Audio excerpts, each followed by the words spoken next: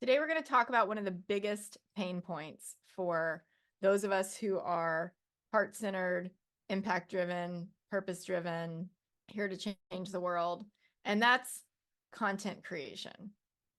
Content creation when you are running an online business, and this is the way that you reach people, this can be so challenging to do on a daily basis. And if we are kind of people first and we are here to serve and we love people and we love connecting with people, we probably don't want to spend a ton of time in a Google Doc or in the churn on the hamster wheel every day of creating content. So how do we simplify this so that we can get out there, reach people with our message, and get back to living our life, not living on social media, but also connecting with and attracting the people that we want to attract? Because let's face it, content is how we do that, right? Content is how we attract our ideal client, let them know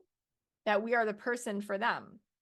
But content, oh my goodness, when we begin to research content, when we look at what our favorite influencers are doing, when we look at what our coaches are doing, or our past coaches, or, you know, people who say that they're being really successful, hitting the kind of months or milestones that you want to hit, there are so many shiny objects. It's so easy to get overwhelmed and then to get it up in our heads and out of our true power, where we can listen to our intuition, where we can listen to our gut, where we can get in flow or channel things through. And I want to help you make this really, really simple.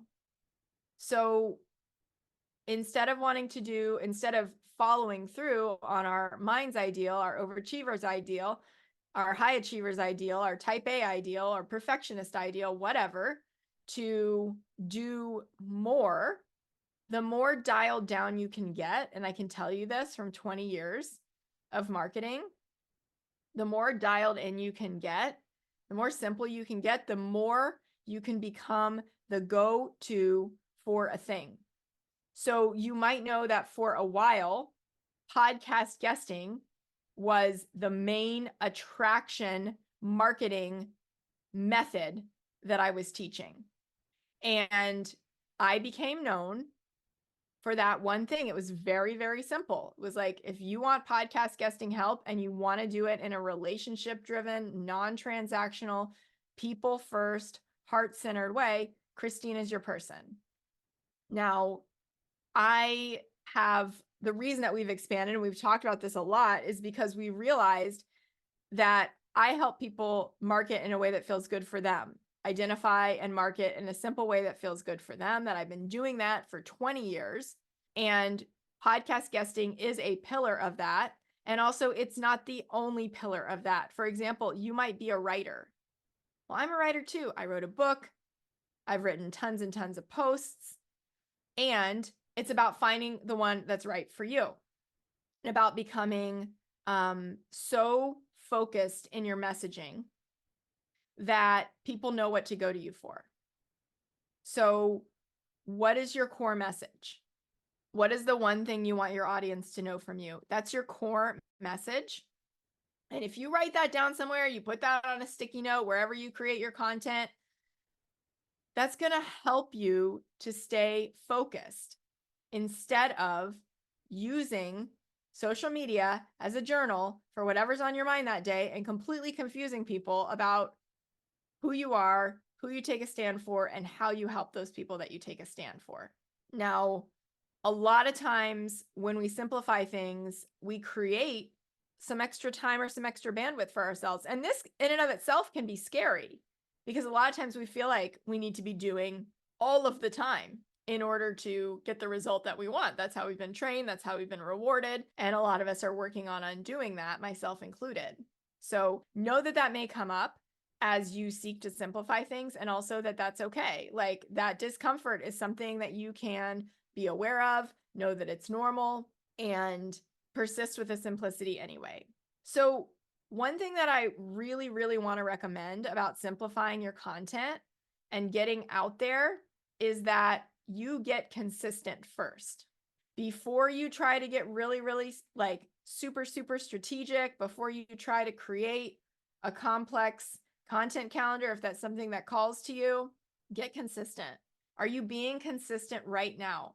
That in and of itself is a foundational strategy where you show up consistently a number of times, let's say in a week, that you want to, that you aim for, and that you're not hiding out because of imposter syndrome, because of fear, because of overwhelm. That's like the first thing to move through, is getting consistent and recognizing that if you have been inconsistent, most likely it's overwhelm or imposter syndrome, and like dealing with those things. And you may have heard me say before, I recommend that you do something for 5 minutes. So even if it's just work on a post or a video or something for 5 minutes, break that ice and show your brain that you can start that project and move forward with it.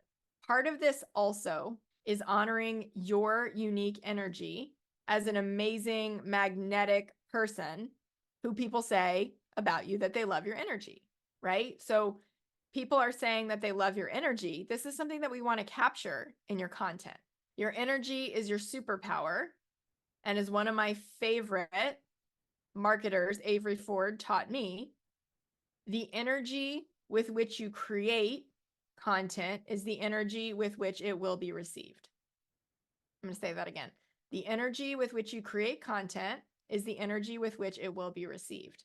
Now, that doesn't mean that you need to create it and post it right away, which is what a lot of people do. I got to post something today. And then we stress about it until we post something, and then we, relief, take a breath.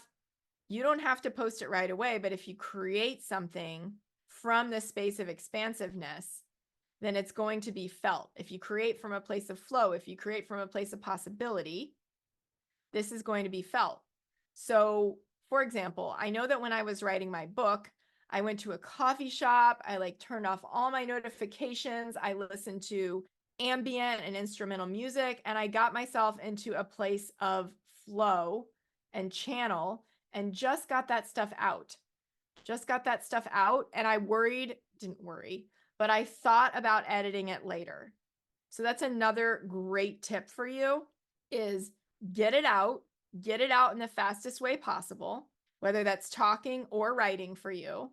Most things you can, even voice memos will transcribe themselves for you on iPhones now. So make a voice memo or write it down, whatever is fastest for you to get out. Come back and edit it later. Turn it into something better later. But you can voice memo when you're out and about, whenever a great content idea comes to you. And that is super, super powerful. So recognize and learn how to get yourself into a state of expansiveness for content creation, and figure that out, and then figure out how to get yourself in that space on a regular basis.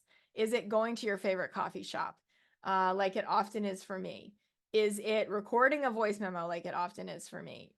Is it putting on certain songs?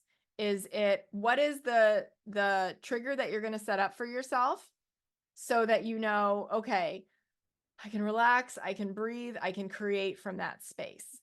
Remember the point of content.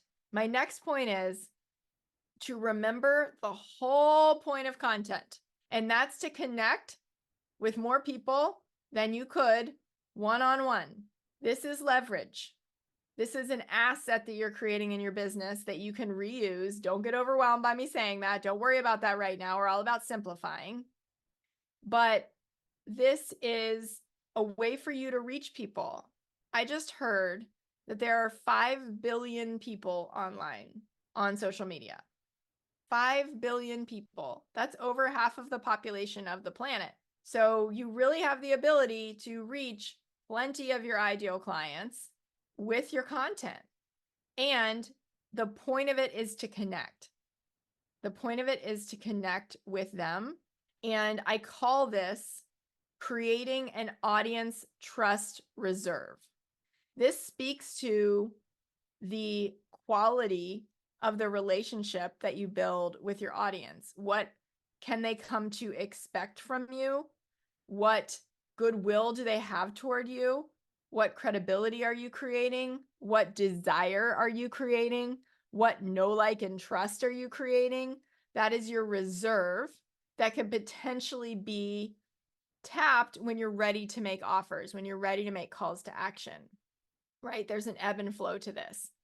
So be conscious that it's like putting, investing money in a piggy bank, right? You are creating connection. You are creating, again, that know, like, and trust. And that can really serve you when you're ready to make offers or as you make intermittent offers in your content. Now, here's an action tip for creating content that connects. Visualize one of your favorite clients ever, one of your clonable clients, or someone that you would like to be a clonable client, and create that content for them. So talk to them or write to them specifically.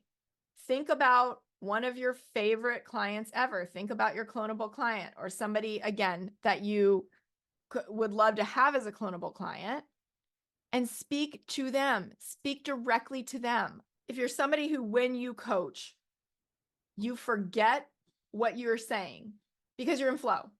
And people say later, could you repeat that? Oh my gosh, that was genius. And you're like, no, I can't. Like, it came out. I hope you got it, or I hope this was being recorded, right? Because it just came out of me. I'm glad it was brilliant, and it's gone. I have no idea what I just said. That happens when you're coaching. That can happen in your content if you are creating it like you're coaching somebody. Okay, so I want you to remember that and think of one of your clonable clients and speak to them when you are creating. Now, I do want to invite you also to make calls to action. Content that converts comes out of people knowing what it is that you have to offer them. I call those value-driven offers. And if you are going to have an effective, what we call simplified content creation plan, there get to be some calls to action in there. These are the calls to action that let people know what you're up to, that get people to come to your things, that get people to book in to speak with you about your work. So make sure that you're including calls to action. If you're scared to do that, that's probably a form of, like, again, fear. Obviously, if you're scared to do it, that's a form of fear, or imposter syndrome, or overwhelm about not knowing how to do it in a way that feels right for you. So honoring your energy and coming back to the fact that you're here to serve, and that also you can't make anybody do anything when it comes to your content. You can't force them. Not that you would, but sometimes we overestimate. Like, if I put an offer out there, then people are going to feel like they are obligated. No, they won't. No, they won't. They're going to raise their hand if they feel you and they want to know more and they're attracted to and drawn to you. So trust that you can make offers intermittently in your content, being aware that you've built up that audience trust reserve and being willing to withdraw a little bit from it in order to make calls to action and continue to build it up, because it's an ebb and flow, right? Just like money goes in and money comes out, the audience trust reserve is an ebb and flow. Now, for your simplified content creation plan, what I want you to remember most of all is that it's your energy and authenticity that are going to come across. People feel you. They feel you. And when you share your heart from your core message, like we talked about, the right people are going to feel that. The right people are going to feel that. And this is a big exercise in trust. That's why I say get consistent before you worry about creating something super complex. Or if you use Instagram as your primary platform, for example, creating a really complex grid or anything like that, I want you to get consistent first. Are you being consistent in putting content out there before you create complexity? Let's keep it super simple. I'm so glad you joined me today for this episode. And I want to encourage you to keep creating from your authenticity, keep creating from your unique energy. And if you found this conversation valuable, please follow, rate, and review us on Apple Podcasts, if that's where you listen, because your support helps us to reach more amazing humans like you. Thank you so much for listening.